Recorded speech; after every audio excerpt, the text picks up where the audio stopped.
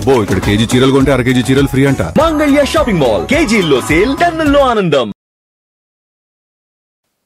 ఇప్పుడు మిథున్ రెడ్డి అరెస్ట్ చూస్తే కనుక ఆయనకి అన్ని లోపల జైల్లో ఏమేమి కావాలి, ఫుడ్, బెడ్, ఈ అన్నీ కూడా ఇస్తున్నారు కదా సార్.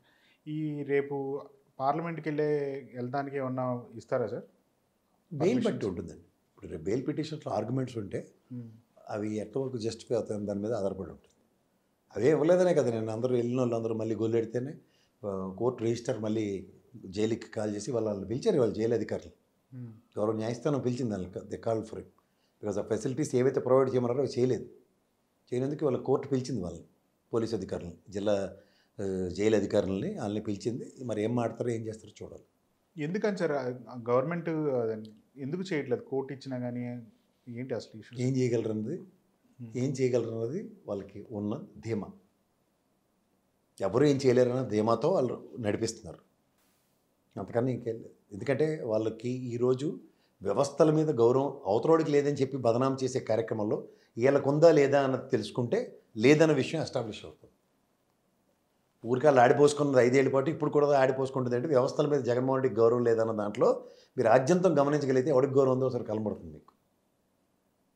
అంతకన్నా ఇంకెళ్ళి అంటే ఇప్పుడు డైరెక్ట్గా ప్రూవ్ చేయలేకపోతున్నారు కదా సార్. ఇప్పుడు జగన్మోహన్ రెడ్డి గారు ఉన్నారని ప్రూవ్ చేయలేకపోతున్నారు.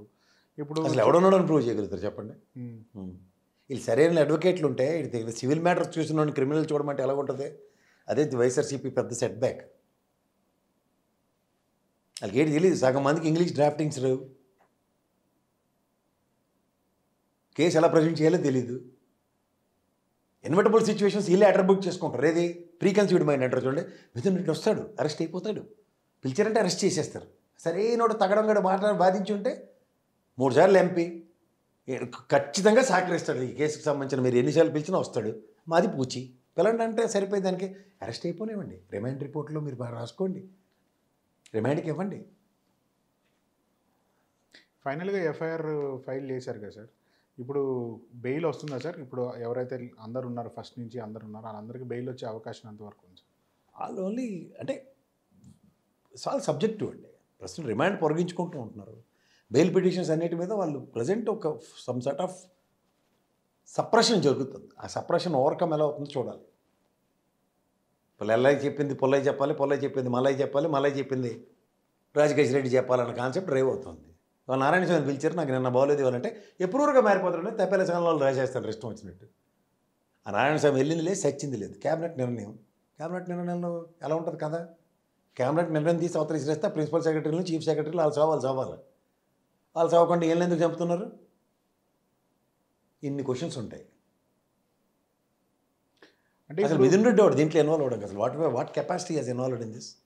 ఎవడీడు మహా అయితే బయట తీసుకెళ్ళి రాజకేష్ రెడ్డి గారికి విజయసాయి రెడ్డి అప్పు ఇచ్చాడా 100 కోట్లు, క్యాష్ రూపంలో ఇచ్చాడా, బ్యాంక్ రూపంలో ఇచ్చాడా, తొక్క ఇచ్చాడు, తోటకూర 2 పిల్లకలు పట్టుకుని ఈడీ తీసుకెళ్ళి తొక్క తీసి తోలు తీసుకోమనండి. ప్రభుత్వం లెక్కర్ పాలసీలు వీళ్ళిద్దరికీ సంబంధం.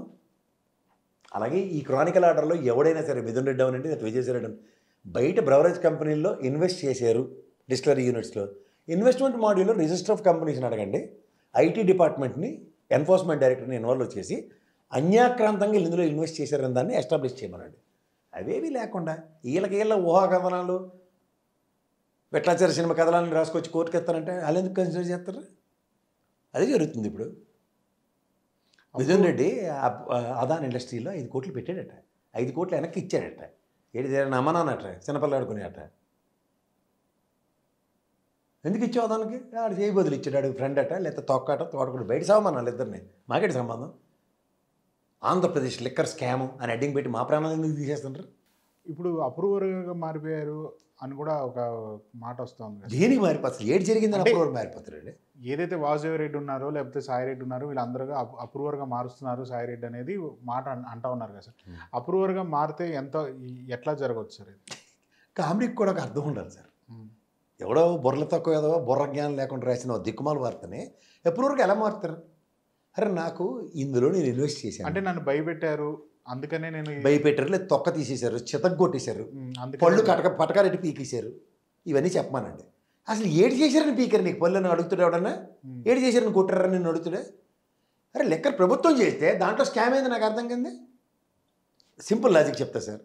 రాజకేశ్వర రెడ్డి గారు విజయసాయి రెడ్డి దగ్గర డబ్బులు తీసుకుని 100 కోట్లు పెట్టి ఉంటాడు, లేదా మిథున్ రెడ్డి ఆదాన్ ఇండస్ట్రీలో 5 కోట్లు పెట్టి ఉంటాడు. ఇదే వాళ్ళ అభియోగం. మీ ఫ్రెండ్ కంపెనీ ఉంటుంది, అరే నాకు 10 కోట్లు ఇన్వెస్ట్మెంట్ ఎవరా, నీకు పొలం ఏదో తాకట్టు పెట్టి వచ్చిన ప్రాఫిట్లో నీకు 10% ఇస్తాను, 5% ఇస్తానంటే మీరు టెంప్ట్ అవుతారా ఎవరా? అలా ఈసారి ప్రభుత్వం వ్యాపారం చేస్తుందట, మన డిస్టిలరీకే ఈ సరుకు కొనే ఛాన్స్ ఉంది, నాకేమైనా అవకాశం ఉంటే డబ్బులు ఇరా పెట్టుకుంటానంటే పెట్టారు. దాన్ని మీరెవరు మధ్యలో దూరడానికి? సిట్టోళ్ళు ఎవరు? డైరెక్ట్ ఎన్ఫోర్స్మెంట్ డైరెక్టర్ పిలిచి ఇది విజయసాయి రెడ్డి ఎవ్వడి దగ్గర ఎత్తుకొచ్చిన డబ్బులు ఇక్కడ పెట్టాడు, అయితే విజయసాయి రెడ్డి హవాలా నుంచి తీసుకొచ్చాడు, మనీ లాండరింగ్ జరిగింది, ఇది వాళ్ళు ఎస్టాబ్లిష్ చేస్తే ఇక్కడ పలకలు పట్టుకోమని వీళ్ళు కథ రాసేస్తారు. మనీ లాండరింగ్ జరిగింది, దుబాయ్ నుంచి డబ్బులు వచ్చాయట, ఈడు బంగారం కొన్నాడట, ఈడేమో సింగారించుకున్నట్ట, ఈడేమో కాలువ తవ్వి జగన్మోహన్ రెడ్డికి ఇంటి కింద పెట్టాడట. ఎవడ్రా ఈ టాగుని ఇంతమంతా? అరే ఎక్స్చెక్కర్కి డబ్బులు నువ్వు క్యాష్ కడుతుంటే క్యాష్ తీసుకెళ్ళి ఎవడింటికి ఇచ్చేస్తారు? ఇవాళ బెంగళూరు లేట్ అవుతుంది తెలుసా మీకు? అరెవరో మన డిజిటల్ పేమెంట్ నరేంద్ర మోడీ ప్రభావానికి 20 లక్షలు పెట్టారు జిఎస్టీ. అడిగి 20 లక్షలు ఎంత జిఎస్టీ కట్టమంటే వాళ్ళు ఇవాళ కొత్తిమీర కట్టల అందరూ క్యాష్ ఇస్తే కొనలే దొబ్బేండి అని చెప్పారు అందరూ. అలాగే జగన్మోహన్ రెడ్డి క్యాష్ తీసుకున్నాడు, ఏటి చచ్చిపోతున్నారు దానికి. నరేంద్ర మోడీ కానీ అమిత్ షా కానీ లేకపోతే రిజర్వ్ బ్యాంక్ గవర్నర్ కానీ క్యాష్ ట్రాన్సాక్షన్స్ భారతదేశంలో ఎలా చేయట్లేదు అని చెప్పాడు ఎవడైనా? దానికి ఇప్పటిదానికి వెళ్ళి నారాయణ స్వామి వెళ్ళి అప్రూవల్ అయిపోతాడు. అసలు దేనికి పోతాడు? క్యాబినెట్ నిర్ణయం ఎక్సైజ్ శాఖ పర్యవేక్షణలో జరిగిందా లేకపోతే ఎక్సైజ్ శాఖ లేకుండా జరిగిందా? ఎక్సైజ్ శాఖ పర్యవేక్షణలోనే ఎక్సైజ్ శాఖ అమ్మింది. ఆ సత్యప్రసాద్ గారికి కూడా మిథున్ రెడ్డి ఏమో నీకు కలెక్టర్ ప్రమోషన్ ఇచ్చేస్తారంటే ఏదో వెనకటి సినిమా సామెత ఉంటుంది, లచ్చికి సీటీ సంతకు గాజులని. ఎవడు మిథున్ రెడ్డి, ఎవడు ఈ సత్యప్రసాద్, ఈయన కలెక్టర్ అలాగే అయిపోతాడు, నాకు అర్థం కాదు.